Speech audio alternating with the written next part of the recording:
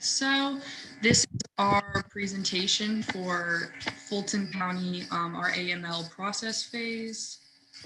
We are phase 2. Our clients and sponsors were Ann Wilson and Sherry McNair. I'm Ariel Gordon. I'm Grace Choi. I'm Dominic Tessitore.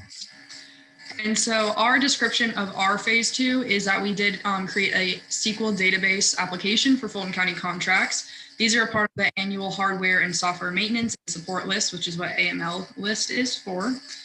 We have a database that allows filtering, tracking, and grouping different contracts for IT groups or different parts of Fulton County government. And then also we have automated the application to alert the project managers for 90, 60, and 30 days to whenever a contract is expiring, so that they can, email them or see if they need to renew that contract.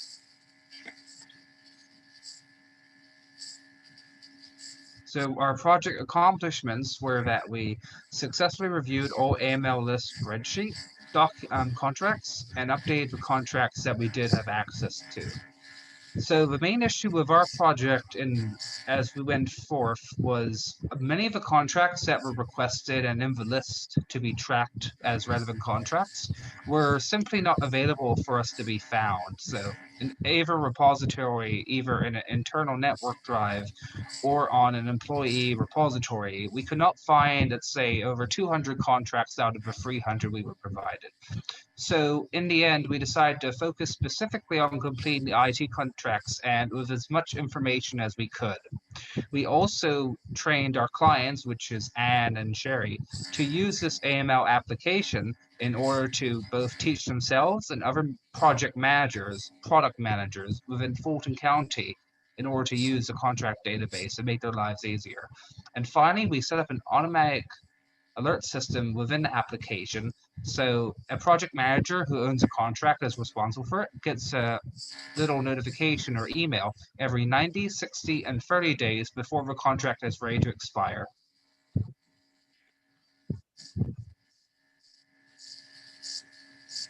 So here are the lessons we learned. Sometimes it's all right to not be able to find contracts, but I think standardization and contract storage, like well-documented contract storage, is key. Our team learned that if we need something, it's definitely important to be assertive and ask directly for what we need. And sometimes it's not always best to just assume. We should, going to his previous points, specifically ask for information. And even if we think we understand it, we should just make sure and reach out to parties that are involved to ensure that. We also had a real life usage of an SQL database and the AML project, the AML database itself. It has a useful web application behind it, so you can basically type in many contracts and either export them for printing or whatever you would like as a manager. Also, for the third bullet point about do not assume anything, always ask what they're expecting of you. For, I would say, like 2 weeks or something like that, we were waiting on receiving access to our database and our contracts, but because we weren't too sure what to ask for, we didn't ask. And so what we learned is that you do need to definitely ask before rather than just waiting around, because you can be wasting valuable time.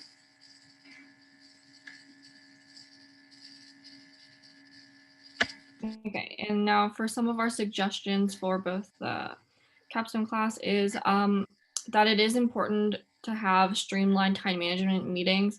We noticed that it was very difficult, even online, to schedule meetings with multiple people.